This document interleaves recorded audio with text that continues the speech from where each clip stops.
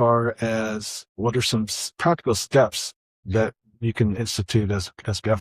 Well, one of the things I'm going to do is put a pause in CEQA, the California Environmental Quality Act, to not hinder them from giving land that we could use to develop. This may shock you, but we only use 5% of the land mass in California. 95% is not developed. And so we need to bring infrastructure to these areas that are near the major cities, even minor cities, where people can have infrastructure of roads going into these places, electricity, sewage, obviously all the plumbing that is needed for developing a home. And I want to really set an ambitious goal of building 500,000 homes every year, because I really believe that the median price I just heard in Los Angeles, $950,000 for a home. That's ridiculous. You have to be a millionaire to buy that. And so I want to be able to reduce that by having all these new homes, single dwelling homes. I'm not talking about condos. We're not talking about apartments.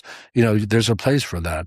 But what I want to do is I want to be able to have single dwelling homes for families would be able to afford that. And so again, it goes back to affordability, freedom, and giving up land and developing it is the government's job. And I'm not going to allow the extreme environmentalists to say, well, you're encroaching on an endangered plant, that you're going to destroy this weed that's endangered or endangered species, So it's just, and by the way, when you talk about infrastructure, you're talking about water. Right now, we don't have enough water. We have water for 20 million people. We need water for 40 million. And one of the solutions, without having a lot of expenses of building new dams and new reservoir, is dredging the existing delta, removing the silt that's accumulated over time.